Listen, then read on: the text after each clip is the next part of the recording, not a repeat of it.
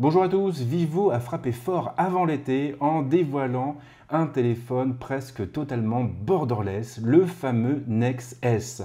Gearbest a eu l'extrême gentillesse de m'en envoyer un exemplaire à la maison et du coup, en attendant mon test, vous allez pouvoir découvrir l'appareil et ses accessoires au travers de cette prise en main.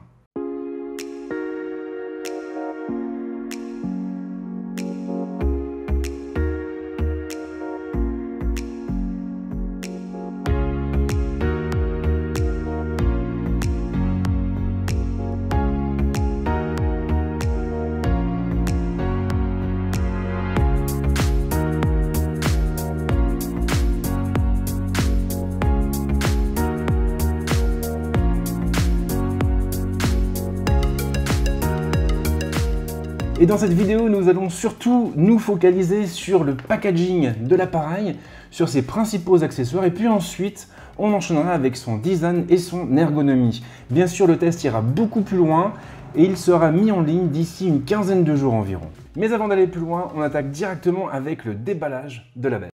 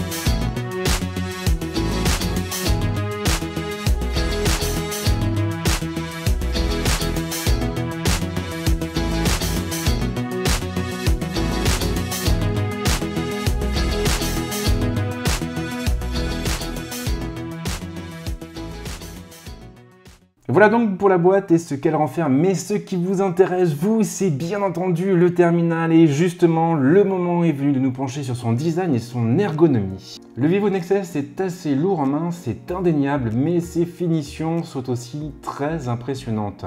La marque n'a pas fait les choses à moitié de ce côté-là, elle a su choisir des matériaux de grande qualité. Le boîtier du téléphone est ainsi composé de deux plaques en verre collées ensemble par le biais d'un châssis en métal.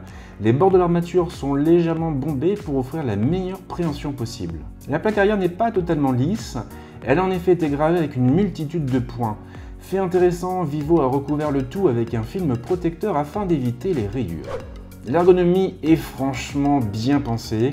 On a un bouton sur la tranche de gauche, il est accompagné d'une mention faisant allusion à une intelligence artificielle, mais dans les faits il renverra vers Google Lens. Trois autres boutons se trouvent sur la tranche droite, les deux du haut nous permettront de contrôler le volume, le troisième de mettre sous tension l'appareil. Le Vivo Nex S ne fait bien entendu pas l'impasse sur le lecteur d'empreintes, et ce dernier est en réalité directement intégré à la partie basse de la dalle. Il suffira donc de placer le doigt à l'emplacement dédié pour lancer le processus d'identification. Il faut d'ailleurs préciser que Vivo a été le premier constructeur à équiper l'un de ses terminals d'un lecteur de SIP, ce qui prouve finalement une fois de plus que les constructeurs chinois aussi savent innover. Le connecteur USB Type C est situé sur la tranche inférieure, non loin de la trappe d'accès aux cartes. La prise casque n'a pas été oubliée et elle se trouve pour sa part sur la tranche supérieure, non loin de la caméra frontale.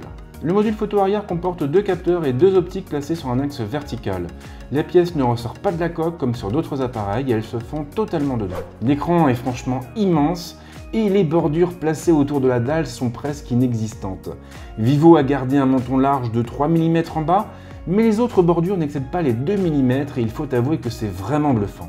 Mes premières impressions sont plutôt bonnes, le Vivo Nex S est très joli à regarder et il n'a absolument rien à envier aux autres flagships du marché. Et l'écran, lui, il m'a collé une belle claque. Alors c'est vrai, je suis assez habitué au borderless parce que j'utilise un Oppo Find X tous les jours, Mais tout de même, on sent que Vivo a poussé le concept jusque dans ses derniers retranchements et je suis curieux de voir ce que ça va donner au quotidien. Et puis la force du Nexus par rapport à son concurrent, finalement, c'est la présence de ce fameux lecteur d'empreintes digitales.